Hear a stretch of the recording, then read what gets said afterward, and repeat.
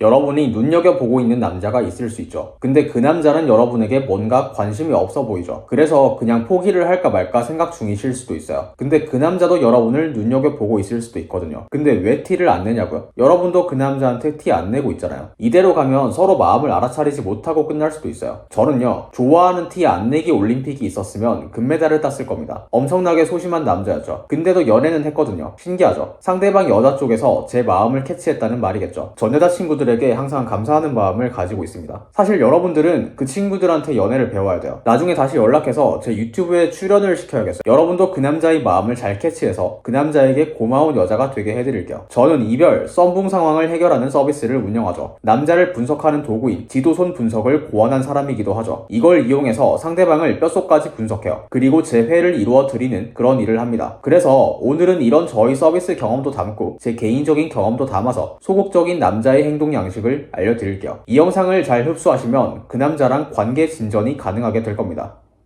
첫 번째, 까칠하게 대한다. 이게 상식이랑 반대되는 요소기도 하죠. 좋아하는데 까칠하게 대한다고? 굳이 왜 그러나 싶죠. 그래서 여자 입장에서는 오해를 많이 해요. 그 오해를 제가 오늘 없애드릴게요. 이거는 좀 딥한 이야기를 해야 돼요. 방어기제 이야기를 해볼게요. 소극적인 남자가 좋아하는 여자에게 오히려 까칠하게 대하는 건 방어기제 때문입니다. 방어기제라는 건 비유해서 말하자면 자아를 보호하기 위해서 발동되는 비상알람 같은 거라고 보시면 돼요. 예를 들어서 이런 거죠. 남자들 중에서요, 이쁜 여자를 보고 되게 까내리는 남자들이 있거든요. 그게 방어기제 때문이에요. 어차피 그 여자가 본인을 거들떠 보지 않을 거라고 무의식적으로 생각을 하는 거죠. 그 생각은 자아를 손상시킬 수 있어요. 자아는 손상되면 안 되기 때문에 비상 알람이 작동해서 이런 생각을 하게 됩니다. 어차피 쟤 성형한 거 아니야? 난 성형한 여자는 별론데 쟤는 좀 별로인 듯. 이런 식으로 합리화를 해서 자아를 보호하는 겁니다. 자신이 저 여자를 좋아했다가 까여서 자아가 손상될 바에는 저 여자를 안 좋아해야 되는 이유를 만드는 거죠. 이해되세요? 좋아하는 여자에게 일부러 까칠하게 대하는 소극적인 남자들도 이 심리랑 똑같아요. 어차피 이 여자랑 잘 안 될 것 같으면 안 되어야만 하는 이유를 만드는 거죠. 그러니까 까칠하게 구는 겁니다. 실제 무의식적으로는 그 여자를 좋아하는데도 말이죠. 되게 재미있는 심리죠. 저는 썸붕 사연도 받으니까 이런 사례들도 본 적이 있어서 아는 겁니다. 소극적인 남자도 유형이 다양해요. 이런 식으로 방어기제가 드러나는 남자들은 보통은 여자에게 까인 적이 많은 남자들이에요. 무슨 말이냐면 여자가 본인에게 호감이 있는 상황 자체가 익숙하지 않은 겁니다. 그래서 저 여자가 나에게 호감이 생길 일은 없을 것이다 라고 기본 전제를 깔고 들어가는 거죠. 그래서 어떤 여자를 좋아하게 되면 그 시점부터는 그 여자를 싫어해야 되는 이유를 찾아요. 그리고 실제로 행동을 개떡같이 해서 관계를 파탄내요. 아, 역시 이 여자는 나랑 안 맞는 여자였어. 미리 싫어하길 잘했군. 물론 소극적인 남자들이 다 이렇다는 게 아니라 말씀드렸듯이 특정 유형의 소극적인 남자들이 이렇다는 말입니다. 그리고 얼만큼 어떻게 까칠하게 행동하는지도 다 다르겠죠. 만약에 대놓고 이유 없이 여러분에게 개떡같이 행동한다. 이러면 그 남자가 여러분을 보고 이 정도 여자는 어차피 날 안 좋아하겠지? 라고 생각을 하고 있을 수도 있다고요. 근데 까칠하게 대하는 게 정도가 약하면 그냥 무관심한 척하는 행동으로 표현이 됩니다. 이게 문제예요. 어떤 남자가 여러분에게 무관심할 때 저게 방어 기제에 의한 호감을 숨기는 행동인지 그냥 진짜 무관심한 건지 구분을 해야겠죠. 그 구분 방법을 알려드릴게요. 되게 간단해요. 그 남자에게 자주 웃어주세요. 이게 끝이에요. 만약에 방어 기제 때문에 무관심하게 굴고 있었다면 여러분이 자주 웃어주고 난 뒤부터는 태도가 급하게 변할 겁니다. 진짜 무관심했던 경우라면 태도가 안 변할 가능성이 높죠. 물론 잘 웃어주는 여자니까 없던 호감이 생길 수도 있긴 하겠네요. 이러면 오히려 좋은 거죠. 남자들은 여자가 잘 웃어주는 것만으로도 이 여자가 나에게 호감이 있다라고 착각을 어느 정도는 하게 돼요. 소극적인 남자들도 여러분이 잘 웃어주면 이 여자가 적어도 나를 싫어하지는 않는구나 라는 생각 정도는 하게 돼요. 이 정도만 하셔도 그 남자의 방어 기제가 풀리게 됩니다. 반대로 생각해보면 여러분이 그 남자를 대할 때 뭔가 어색하게 대하고 잘 웃지도 않으면 대화 내용이 암만 좋아도 그 남자의 방어 기제는 풀리지 않는다고요. 제가 맡았던 썸붕 사연들 중에 이런 사례들이 많았어요. 상담을 하다 보면 사실 사연자가 남자에게 좀 어색하게 대하고 그래서 남자의 방어 기제가 발동돼서 썸붕이 났던 사연들이 은근히 있었습니다. 여러분들은 썸붕 나지 마세요. 혹시나 썸붕이 났다면 어떻게 해야 될까요?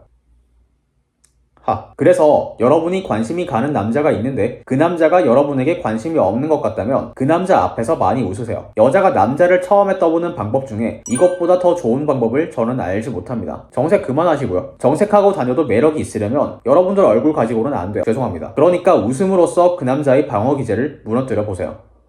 두 번째, 템포를 맞춘다. 저는 소극적인 남자의 특징을 한 문장으로 정리하라고 하면 템포를 맞춘다, 이 문장으로 말할 것 같아요. 이것만 이해하셔도 그 남자랑 관계 진전이 가능하게 될 겁니다. 제가 어디 얘기할 곳이 없어서 썰을 하나 들려드릴게요. 친구가 없어서 그래요. 저희 친구잖아요. 내 얘기 들으라고. 죄송합니다. 제 얘기를 들어주세요. 소극적인 남자의 행동 양식과 비유가 되는 이야기입니다. 제가 지금은 이별, 썸붕 상황에 대해서 상담과 솔루션을 서비스로 운영하거든요. 근데 사실 이게 우연한 사건으로 인해 시작된 일이에요. 처음에는 제가 댓글로 공짜로 구독자분들 상담을 해드렸어요. 그러다가 어느 날 어떤 구독자분이 질문이 너무 많으셔서 제가 댓글로 이메일을 알려드렸어요. 이메일로 사연을 보내달라고 한 거죠. 근데 그분이 오픈 채팅 링크를 이메일로 보내시더라고요. 그래서 오픈 채팅 상담을 그때 의도치 않게 처음 했습니다. 그분이 상담이 끝나고 저한테 기프티콘을 주셨어요. 너무 도움이 돼서 고맙다면서 주신 거죠. 제가 그때 깨달았어요. 채팅 상담이 사람들에게 도움이 되는구나. 그 뒤로 한동안 공짜로 채팅 상담 서비스를 하다가 솔루션 제작도 하게 되었고 서비스로 런칭까지 하게 된 거죠.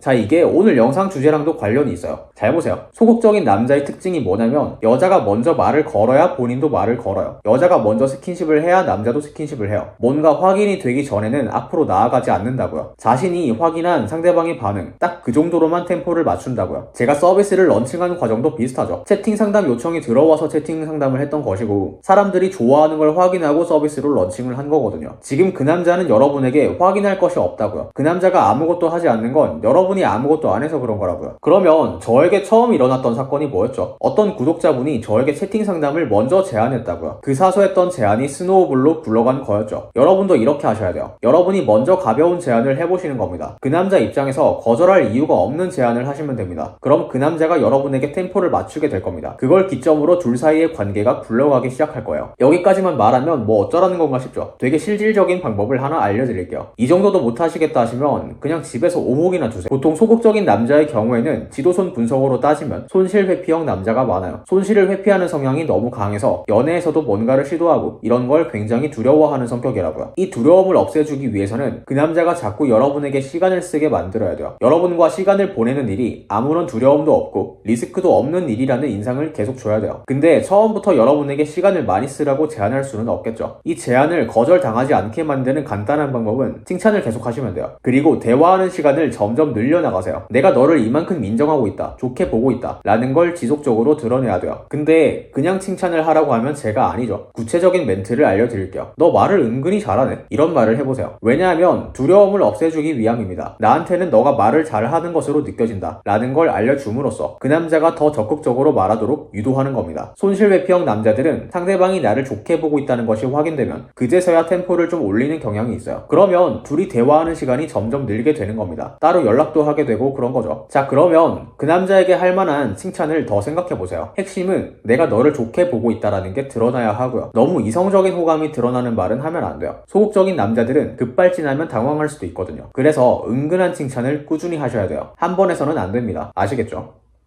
정리를 해볼게요. 소극적인 남자의 행동 양식. 첫 번째, 까칠하게 대한다. 모든 소극적인 남자가 이렇다는 말은 아니고 방어 기제가 심한 소극적인 남자가 이렇다고 했습니다. 그리고 까칠하게 행동한다고 해서 소극적인 남자란 말도 아니겠죠. 착각하시면 안 돼요. 방어 기제가 심한 소극적인 남자가 좋아하는 여자에게 왜 까칠하게 행동할 수밖에 없는지 그 심리를 말씀드렸습니다. 두 번째, 템포를 맞춘다. 소극적인 남자, 지도손 분석으로 따지면 손실회피형 남자, 이런 남자의 특징을 한 문장으로 정리하면 템포를 맞춘다, 이 문장으로 정리 가능하다고 했죠. 이런 특징을 이용해서 그 남자랑 관계 진전을 하기 위해서는 가서 잘 웃어주면서 대화 시간을 점점 늘려나가 보라고 말씀드렸습니다. 이 두 가지만 잘 알고 계셔도 오해할 일이 줄어들고 소극적인 남자랑도 관계 진전이 가능하게 될 겁니다. 좋은 일 있기를 바래요. 시청해주셔서 감사하고 좋은 하루 되세요.